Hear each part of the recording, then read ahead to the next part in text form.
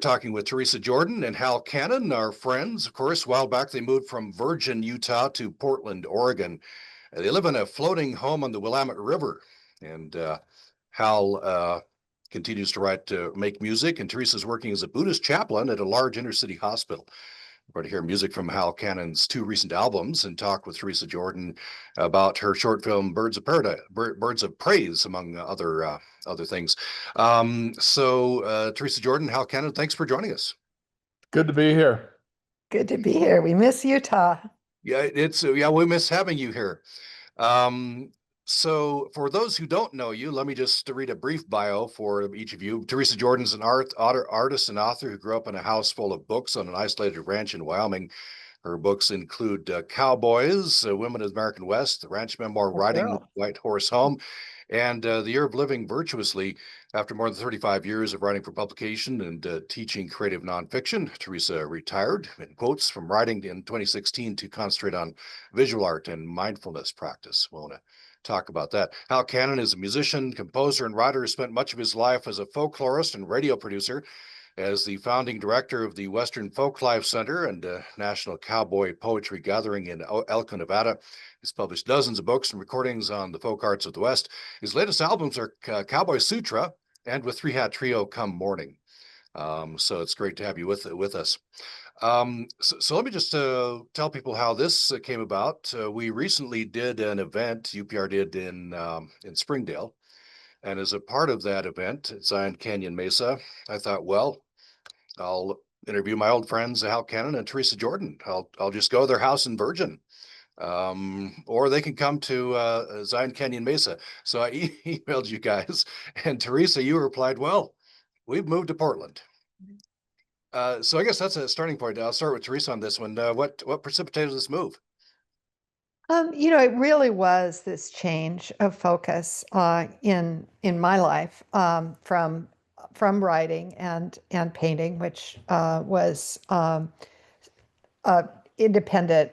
I was freelance always, to working in hospitals. And I had done my internships in big city hospitals, one at University of Colorado Hospital in Aurora outside Denver, and the other at a big hospital here in Portland.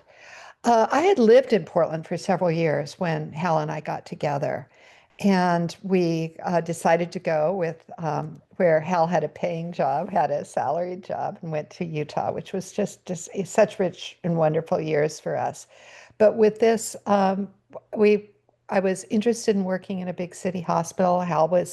We've always kept very close connections to Portland, and when I did my internship, we had traded houses with friends who live on a floating home here in this same moorage, and it sort of ruined us. Living on the river is really lovely. So Hal was willing to do that, and we just decided to make a big change and downsize our life considerably. So Hal, it's a big change. You said yes. How's it been?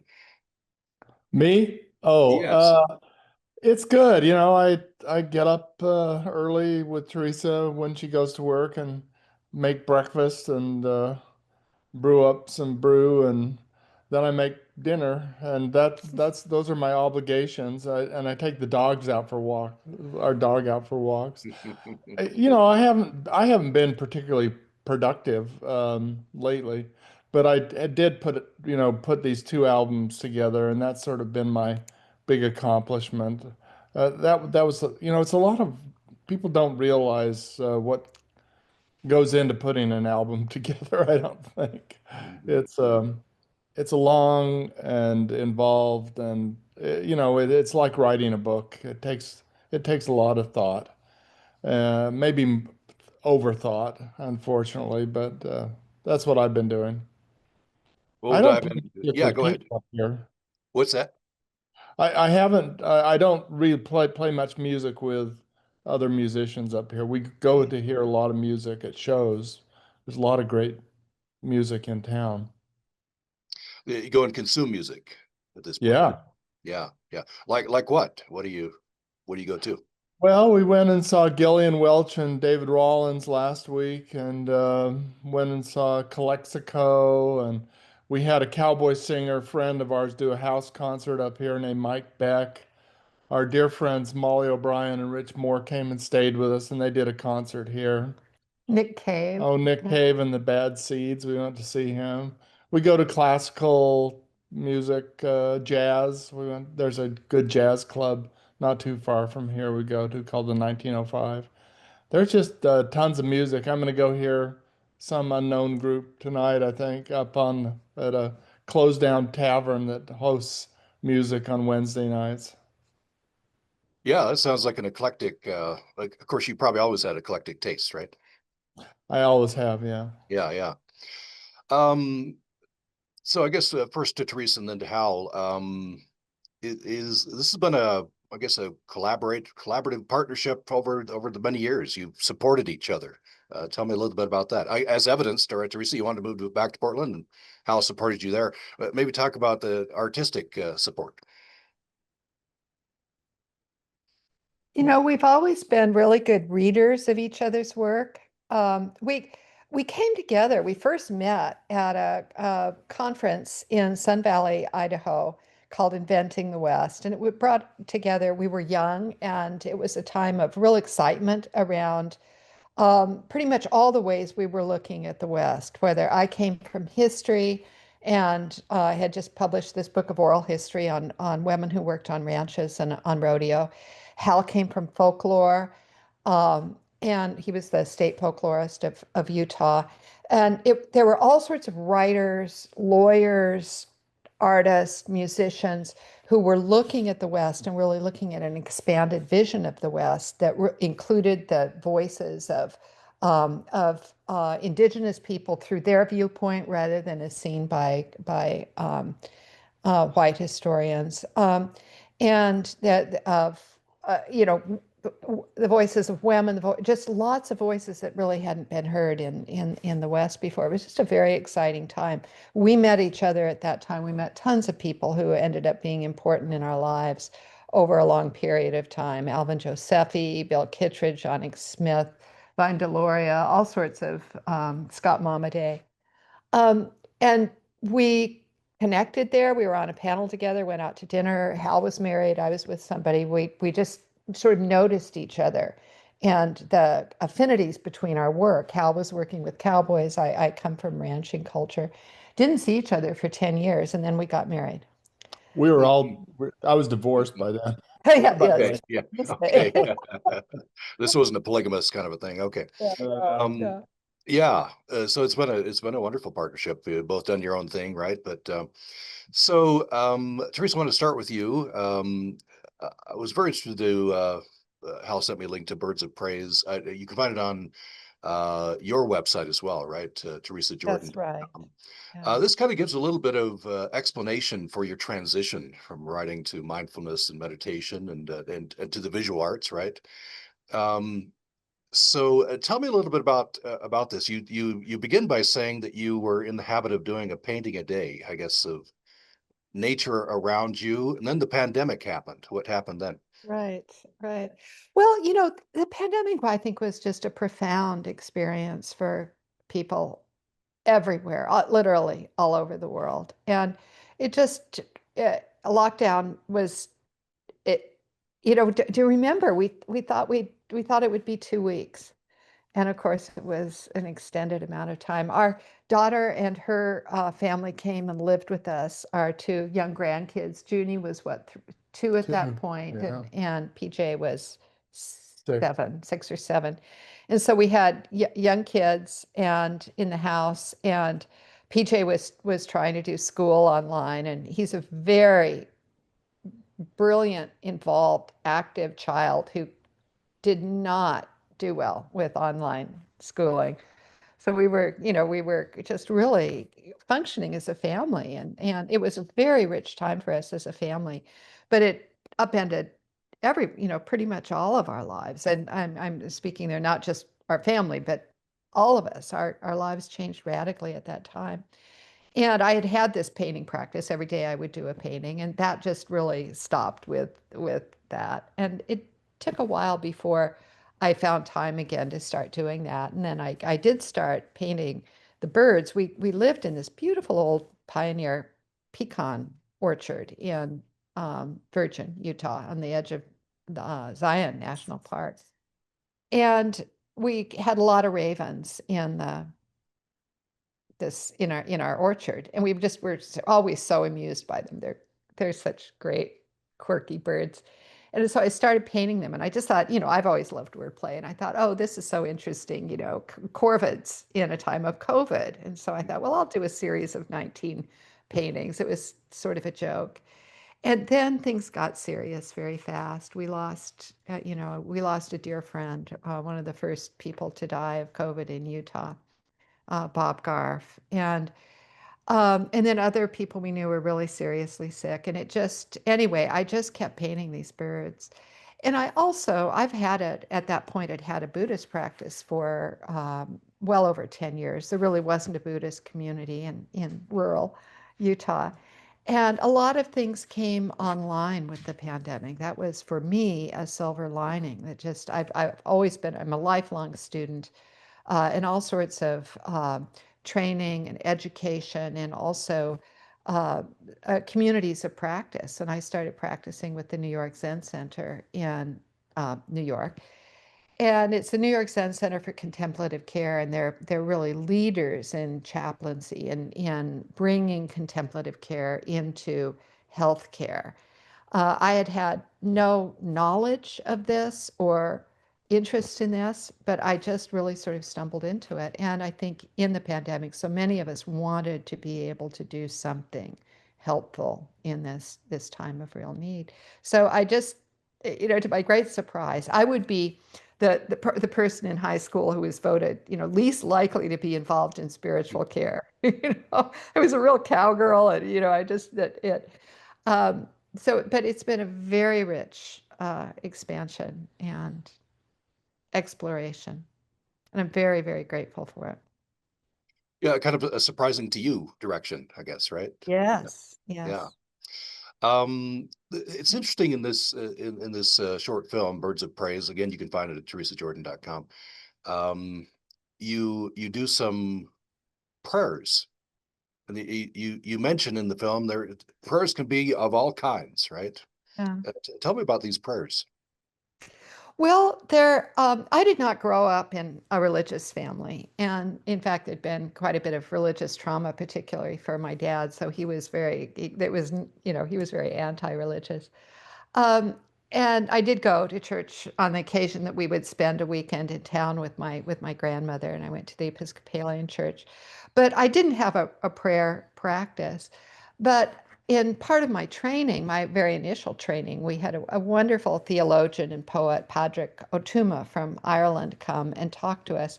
And he talked about the collect form of prayer. It was a very ancient form that's very familiar. The Lord's Prayer is a collect form. You address who you're saying your prayer to. You say something about why you're saying it. You make your ask. And Patrick reminded us that the prayer comes from that word pray, to ask, and that a prayer practice, and whether it is in a traditional religious form or a more secular form, it makes you very intimate with what you care about most. And so I started experimenting with this form, and I was just very involved at this point with the lives of birds. I was painting a bird every day. I was watching the birds in our world. I was watching wildlife videos, really studying birds in every way I could. And so I started addressing these prayers to the birds. And birds, of course, have always been seen as carriers between Earth and the celestial world. So Yeah, it was just an intimate and surprising practice for me. this title, Birds of Praise, right there, kind of Mhm. fits in there. Yeah, And that was actually a term of Patrick's that he uses for the Oh, I Amen. And see. Mhm. he calls the Amen the bird of praise. And I love Oh, I that see. phrase. Yeah, yeah. Very fitting at the end, some of Hal's music in this film. Mhm. Uh, Yeah. beautiful piece of music. I think people will be familiar with. I've forgotten the title, but I was familiar. It's called Silver Dove. Silver Dove. Yes, yes. Very, very fitting. Yeah. Well, let's take our first break. We're talking with Teresa Jordan and Hal Cannon, longtime residents of Utah, Virgin in the entrance to Zion National Park.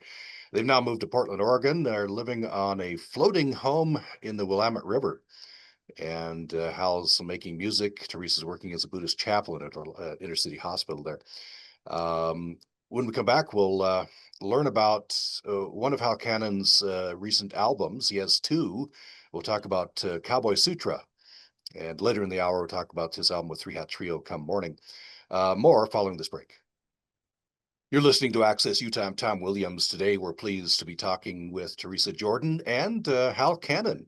We've interviewed them separately on this program, but a treat to have them together today.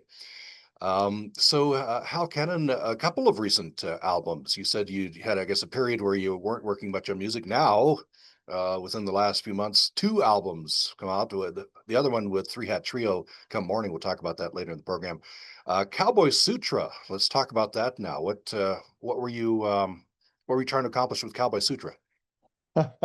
Well, I've been interested in cowboy music for a long, long time. We started the Cowboy Poetry Gathering over 40 years ago. So, um, and before that, I was performing cowboy music with the Deseret String Band, and so I've had a lot of time to think about the music and think about the context of the music.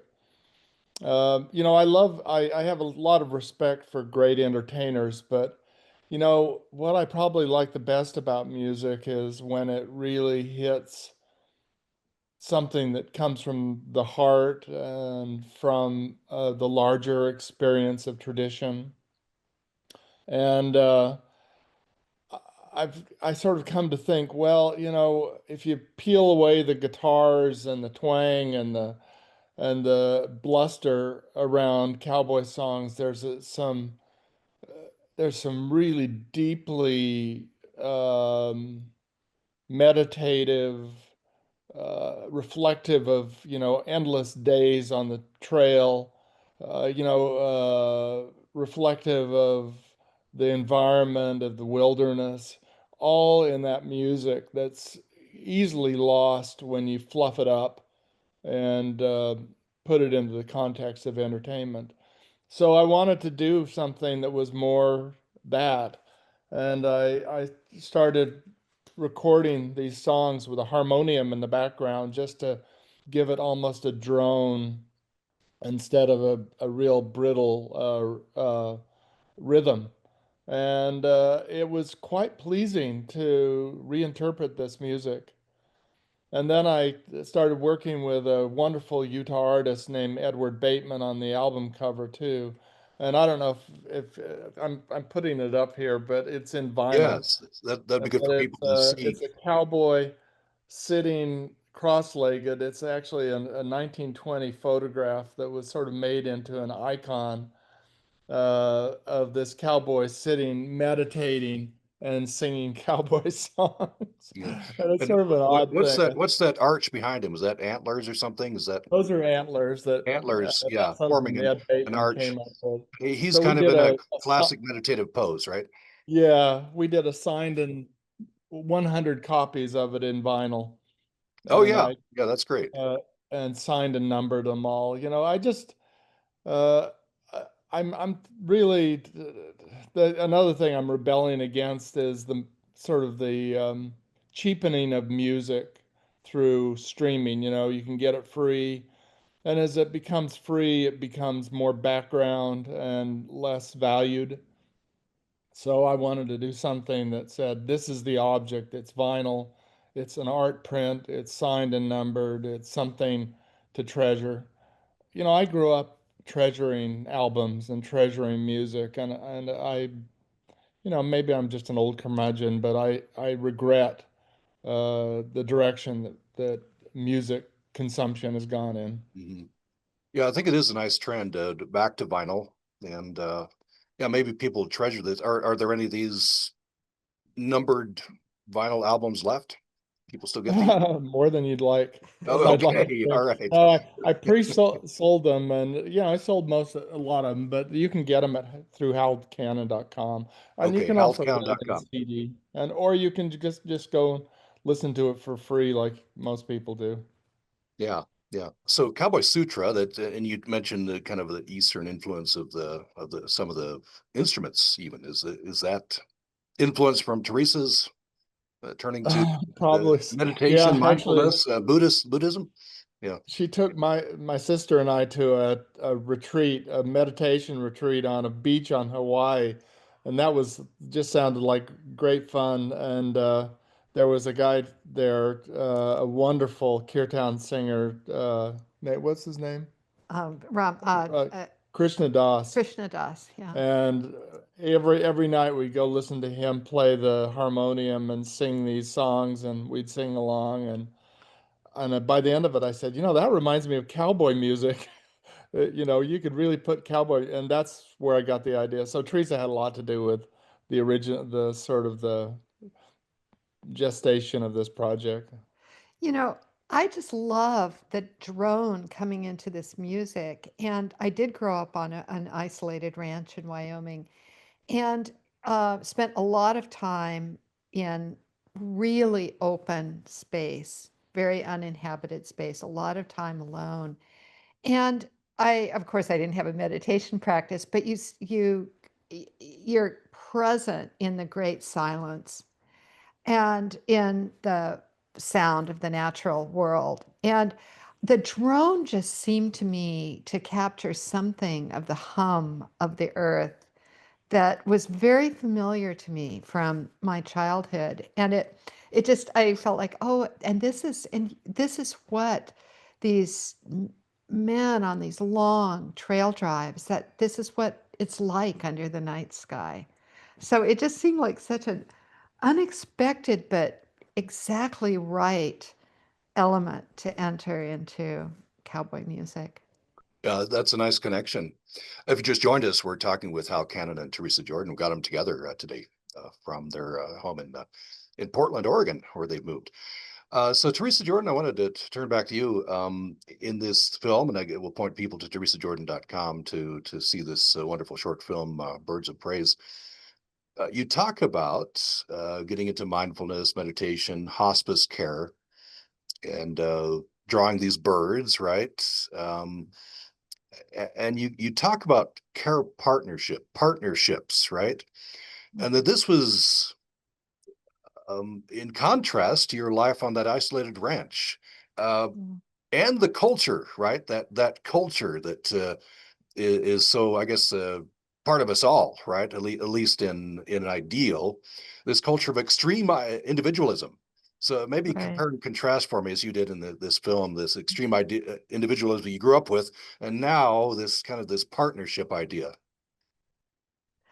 It's, care partnership is a term that's used in medicine, and it's really this move over the past, I don't know, 20 years or so in medicine and in hospital care, and to work with the whole person, not just with the patient, with the collection of ailments, but with the whole person. And that's really where chaplains come in hospital care.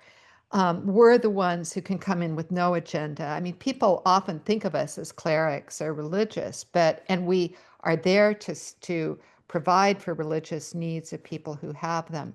But really, our training is to work with people no matter where they find their sources of support and resilience. And um, um, I got a little bit off track there. What was the question? Uh, The Contrasting this individualism, right, Right. with And what you're it's doing now.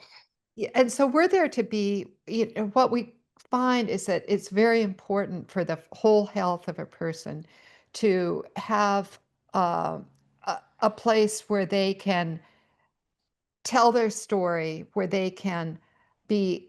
Um, Often we find as chaplains that people that are very ill can't really share what's happening to them with their families because it's too painful for their families, but they can talk with us about what's happening. And so that's a partnership. It's a we can hold that in compassion and witness. We can walk alongside them through difficulty. It's a very beautiful thing, and it really is a partnership. These interactions change both of us and enhance lives, both of our lives. So it's a beautiful way to imagine providing care. So do you, is this hospice care, or do you provide the services to anyone in the hospital? This is in the hospital, and it's we're there for our job is to be there for spiritual and emotional support for patients, for their families, and also for nurses and doctors. Mhm. And we work with generally we work with anyone who's in need of support. Generally, these are people and families who are facing um, life-changing events. It could be an accident, it could be a diagnosis, certainly end of life, but a lot of people who've just really had the breath knocked out of them. And that's how I really look at spiritual care. Spiritual, the root is spiritus, breath. And so that's where I see my role is that when somebody's had the breath knocked out of them, I can stand beside them, I can witness, I can give them support while they catch their breath and figure out what to do in this newly changed world. Tell me a little bit more about that. You stand beside them, give them support. What else do you do? Holding their hand, so to speak, through Yeah, a difficult time. and inviting them, what really I think a fundamental question is what do we need to know about you in order to help you in this, and help you heal. And heal may be getting better. Often in terminal situations, you're not going to get out of this alive, but you can heal and be at ease with what's happening and engaged and resolved in really beautiful and extraordinary, sometimes quite extraordinary Mhm. ways. And so we're there to support that in often it's through hearing people's stories, finding their own sources of resilience, um, and it's it's very intimate and tender and honored work. I'm just uh, um, I am flabbergasted sometimes of the beauty of what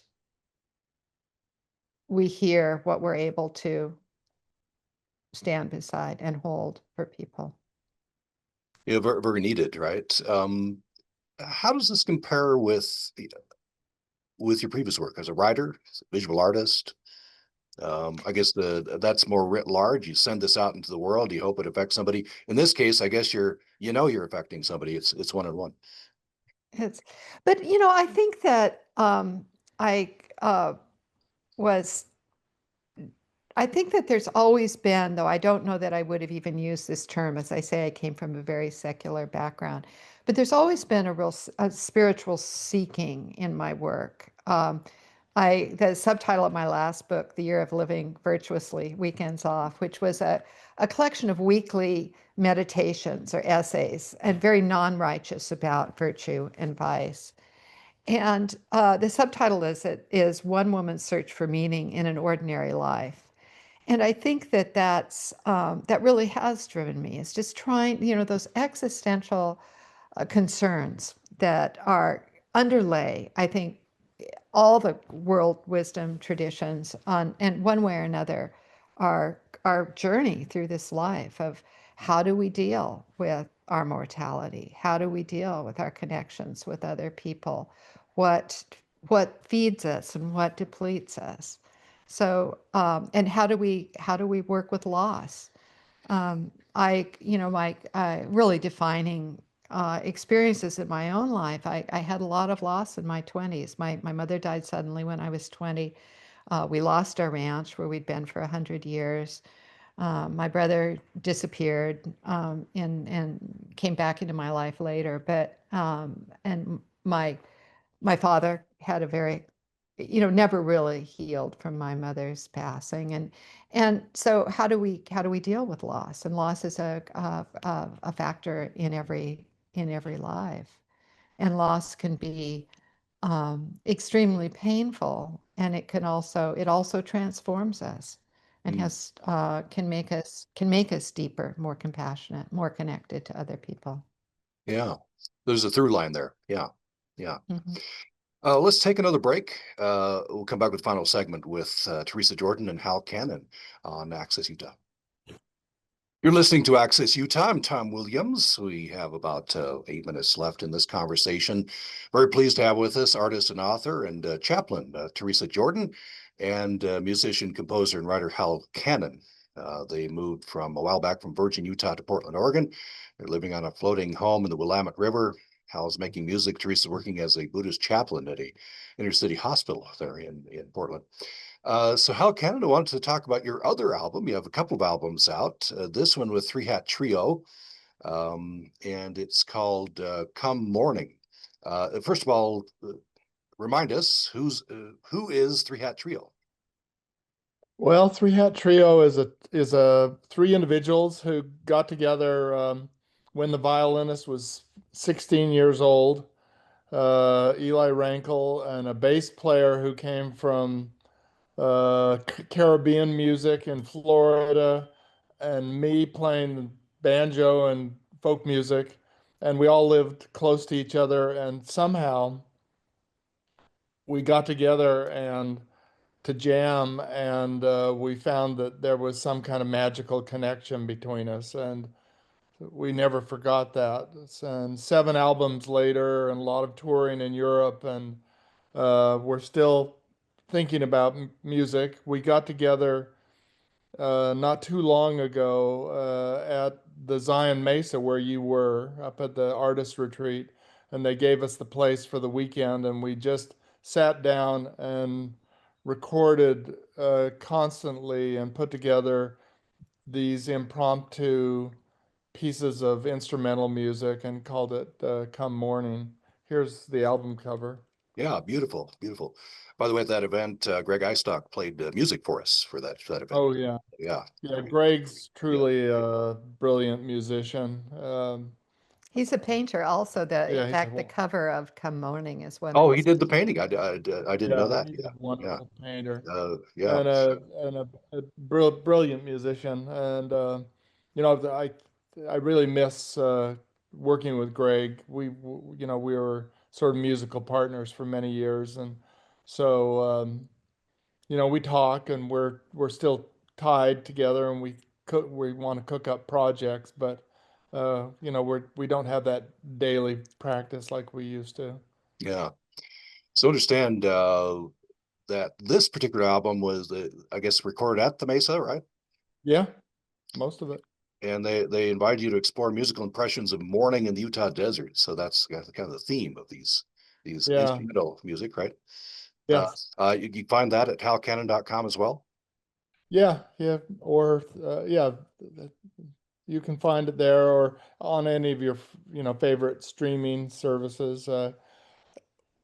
We just Teresa and I listened to that album a lot more than any other. It's just great background music for a drive or making dinner or I don't know what it is about that, but it's very easy going, and I don't know, it's getting really nice reviews, mostly in Europe. We over our 10 years of trying to get out there and do this music very actively, the only place we really got any success was close to home or in Europe. Really Otherwise, close to home or Europe. Yeah. yeah.